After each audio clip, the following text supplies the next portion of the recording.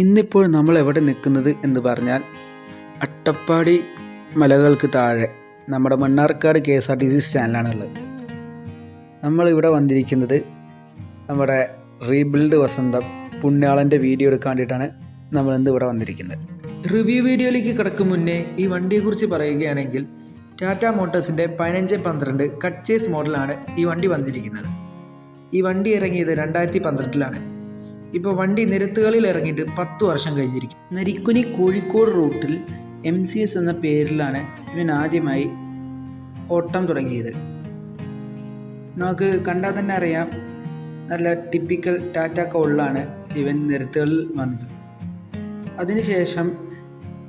അതിനുശേഷം മിഷ്വാറായി, പിന്നീട് CMH ആയി, എന്നിട്ട് വീണ്ടും MCS ആയി, പിന്നീട് സഫാരി, അത് കഴിഞ്ഞ് തോഫീക്ക്, പിന്നീട് വീണ്ടും MCS, അത് കഴിഞ്ഞ് പ്രണവായി, അത് കഴിഞ്ഞിട്ട് ഇവൻ മംഗളം എന്ന പേരിൽ TP റൈഡറായി ഓടിയിറന്നു. പിന്നീട് 2020 ആയപ്പോഴാണ് ഇവൻ മണ്ണാർക്കാട് ചെർപ്പളശ്ശേരി ഷൊർണൂർ റൂട്ടിലേക്ക് ഇതേ പേരോടെ വന്നത്. പക്ഷേ കൊറോണ വന്നതിന് ശേഷം കുറേ കാലം ഓടാതെ കിടക്കുകയും 2021 നവംബർ മാസത്തിലാണ് ഇവൻ അമ്പാടത്തെന്ന പേരിൽ ഈ റൂട്ടിലേക്ക് വീണ്ടും തിരിച്ചു വന്നത്. പിന്നെ തിരിച്ചുവരവ് കഴിഞ്ഞ് അധികം വൈകാതെ വണ്ടിയും പെർമിറ്റും പുണ്യാളൻ ഏറ്റെടുക്കുകയും ചെയ്തു. പിന്നെ ബോഡിയുടെ കാലപ്പഴക്കവും കാലത്തിനൊത്ത മാറ്റവും ഇവൻ അനിവാര്യമായി വന്നപ്പോൾ അലനല്ലൂരിലുള്ള ശ്രീകൃഷ്ണ ബോഡി വർക്ക്ഷോപ്പിലേക്ക് ഇവനെ കയറ്റുകയും ഒരു 1.5 മാസത്തെ ഇടവേളയ്ക്ക് ശേഷം ഒരു ഹെവി റീബിൽഡുമായി നമ്മളെ ഞെട്ടിച്ചുകൊണ്ട് വീണ്ടും നിരത്തുകളിലേക്ക് തിരിച്ചു വന്നിരിക്കുകയാണ് നമ്മുടെ പുണ്യാളൻ. അപ്പം നമുക്ക് നേരെ വീഡിയോയിലോട്ട് കിടക്കാം. അപ്പോൾ ആദ്യം തന്നെ നമുക്ക് ഫ്രണ്ട് വ്യൂവിൽ നിന്ന് തന്നെ തുടങ്ങാം. ഇവിടെ നമ്മൾ ടോപ്പിക്ക് നോക്കുക വെച്ചാൽ 4 പാർക്ക് ലൈറ്റ് കൊടുത്തതിന് കാണാം. ജസ്റ്റ് താഴെ നമ്മൾ ഗ്ലാസ്സിൽ നോക്കിയാൽ നമുക്ക് നമ്മുടെ മെയിൻ നെയിം കാണാം, പുണ്യാളൻ. നല്ല അടിപൊളി ഫോണിലാണ് നെയിം സ്റ്റിക്കർ ചെയ്തിരിക്കുന്നത്.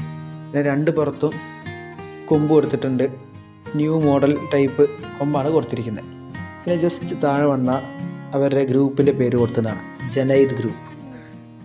പിന്നെ ബാക്കി 2 പുറത്ത് നോക്കിയാൽ നമുക്ക് റൂട്ട് ബോർഡിൻ്റെ ഓപ്ഷനാണ് വരുന്നത്. റൂട്ട് കണ്ടാൽ തന്നെ മനസ്സിലാവും ഈ വണ്ടി സർവീസ് നടത്തുന്നത് മണ്ണാർക്കാട് ചെർപ്പളശ്ശേരി ഷൊർണൂർ റൂട്ടിലാണ്. താഴെ നമ്മുടെ ഫ്രണ്ട് ഫേഷ്യ അല്ലെങ്കിൽ നമ്മുടെ കൗളിലേക്ക് നോക്കുകയാണെങ്കിൽ നമ്മുടെ പ്രകാശിൻ്റെ വെഗട മോഡലിൽ ചെറിയ ചേഞ്ചസ്, എന്നാലും അതിനോടായിട്ട് സാമ്യം തോന്നിക്കുന്ന ഒരു ഫ്രണ്ടാണ് നമ്മുടെ ഈ വണ്ടിയിൽ കൊടുത്തിരിക്കുന്നത്.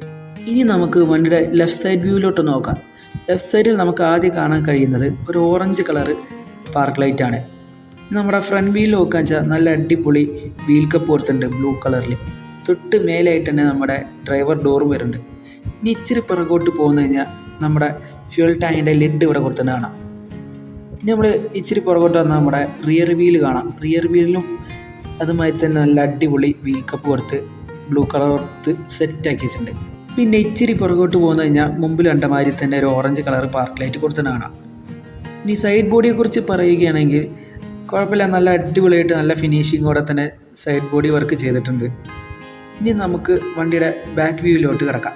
ഈ ബാക്കിനെ കുറിച്ച് നമ്മൾ പറയുകയാണെങ്കിൽ നമുക്ക് എല്ലാവർക്കും അറിയാം, അക്ഷയ് നെയ്യൻ്റെ ഒരു അടിപൊളി ബാക്ക് ഡിസൈനാണ് ഈ വണ്ടിയിൽ വന്നിരിക്കുന്നത്. നമ്മൾ മേലോട്ട് നോക്കിയാൽ ഒരു ബ്രേക്ക് ലൈറ്റ് കൊടുത്തിട്ട് കാണാം. പിന്നെ ബാക്ക് ഗ്ലാസ് നീറ്റാണ്, സ്റ്റിക്കർ വർക്കൊന്നും ചെയ്തിട്ടില്ല. പിന്നെ ജസ്റ്റ് താഴെ വന്ന റൂട്ട് ബോർഡിൻ്റെ ഓപ്ഷൻ കൊടുത്തിട്ട് കാണാം. അതിൽ ഷൊർണൂർ മണ്ണാർക്കാട് ചെർപ്പശ്ശേരി എന്ന് കൊടുത്തിട്ട് കാണാം. പിന്നെ അടിയിൽ രജിസ്ട്രേഷൻ നമ്പർ കൊടുത്തിട്ട് കാണാം, KL 57F814. എന്തായാലും നല്ല ഫിനിഷിംഗ് ആയിട്ടുണ്ട്, ബാക്ക് നല്ല അടിപൊളിയായിട്ടുണ്ട് കാണാൻ. ഇനി നമ്മൾ പാസഞ്ചർ സൈഡിലോട്ടൊന്ന് നോക്കുകയാണെങ്കിൽ നമ്മൾ അപ്പുറത്ത് കണ്ട മാതിരി തന്നെ പാർക്ക് ലൈറ്റ് കൊടുത്തിരിക്കുന്നത് കാണാം. പിന്നെ ഇതാ നമ്മുടെ ബാക്ക് ഡോർ വന്നിരിക്കുന്നത് കാണാം. ഇത് ഡ്രൈവർ ഓപ്പറേറ്റഡ് എയർ ഡോറാണ്, എയറിലാണ് ഇത് വർക്ക് ചെയ്യുന്നത്. പിന്നെ ഈ സൈഡ് ബോഡിയെക്കുറിച്ച് പറയുകയാണെങ്കിൽ അത്യാവശ്യം നല്ല ഫിനിഷിങ്ങോട് കൂടി തന്നെ ആണ് ശ്രീകൃഷ്ണക്കാർ ചെയ്തിരിക്കുന്നത്. പിന്നെ ഇനി ഫ്രണ്ട് ഡോർ നോക്കുകയാണെങ്കിൽ ഇവിടെയും എയർ ഡോർ തന്നെയാണ്, ഡ്രൈവർ ഓപ്പറേറ്റർ തന്നെയാണ് ഇതും. 2 ഡോറും ഡ്രൈവർക്ക് ഓപ്പറേറ്റ് ചെയ്യാൻ പറ്റുന്ന രീതിയിലാണ് സെറ്റ് ചെയ്തിരിക്കുന്നത്. ഇനി ഇച്ചിരി മുമ്പോട്ട് വന്നാൽ തന്നെ അപ്പുറത്തുണ്ടായിട്ട് തന്നെ വീണ്ടും നമുക്ക് ഓറഞ്ച് കളറിലുള്ള പാർക്ക് ലൈറ്റ് കൊടുത്തിരിക്കുന്നത് കാണാം.